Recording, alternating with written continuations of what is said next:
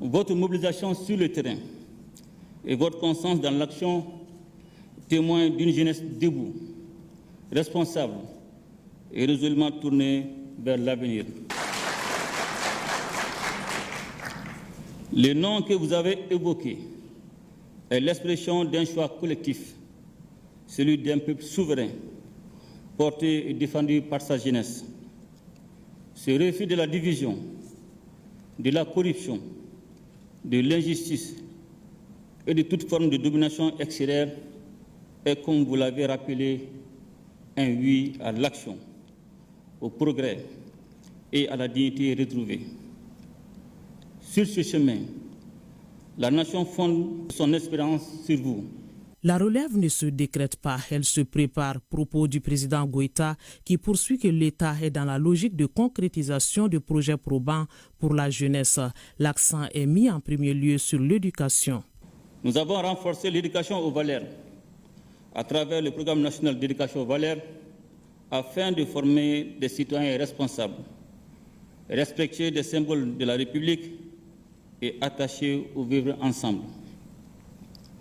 Nous avons relancé et consolidé le service national des jeunes pour forger le sens du devoir, la discipline et l'esprit de service. Nous avons engagé des investissements structurants pour améliorer durablement les conditions d'apprentissage, réhabiliter les salles de classe, construire et moderniser des établissements, renforcer l'enseignement technique et professionnel et accompagner la digitalisation du système éducatif pour simplifier la vie scolaire et universitaire. Dans la même logique, des efforts sont consentis pour offrir à la jeunesse des espaces d'épanouissement à travers la réhabilitation d'infrastructures sportives, la promotion d'un sport qui rassemble élèves et discipline.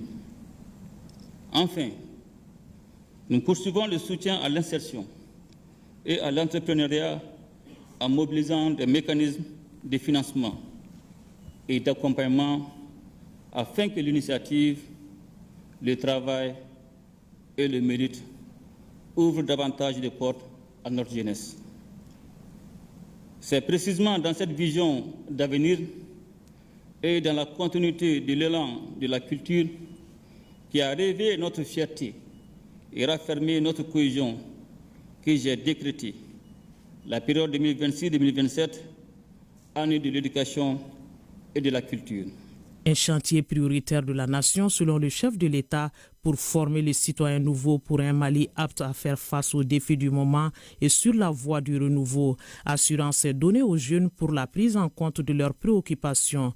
Doléances d'opérationnalisation d'un fonds spécial et d'un cadre institutionnel. Des impératifs selon le chef de l'État pour renforcer la capacité dans la construction nationale. J'ai également pris bonne note de vos préoccupations, notamment celles relatives à l'opérationnalisation du fonds spécial du CNJ Mali et la nécessité de doter la jeunesse d'un cadre institutionnel mieux adapté. Ces aspirations sont légitimes car elles renforcent la capacité d'action de la jeunesse dans la construction nationale. Elles seront examinées avec la plus grande attention dans le respect des principes de bonne gouvernance car investir dans la jeunesse, c'est investir dans l'avenir du Mali. Chers jeunes, je vous invite à préserver et à amplifier l'élan patriotique que vous avez amorcé. Le Mali Koura a besoin de votre énergie, de votre rigueur, de votre réactivité et de votre sens du devoir. Vous devez être des porte-flambeaux, non dans l'agitation, mais dans l'exemple, la discipline et le service. Dites-vous que la réussite de la transition passe par celle de la jeunesse et que la réussite de la jeunesse se construira dans l'union ou ne se construira pas. Une jeunesse appelée donc à faire front contre les menaces actuelles qui ne se limitent pas aux attaques armées. Elles prennent aussi la forme de manipulation, de rumeurs et des campagnes de désinformation destinées à affaiblir notre moral collectif et à fracturer notre société. Face à cette guerre de perception, je vous appelle à être des sentinelles de la vérité, des bâtisseurs de cohésion et des artisans de paix. Le chef de l'État a bouclé son intervention par la mention spéciale accordée à l'action gouvernementale à travers les départements en charge de la jeunesse, de la réconciliation, de l'emploi et de la formation professionnelle, des efforts en matière d'insertion et d'autonomisation des jeunes, des conditions indispensables pour une participation au développement national.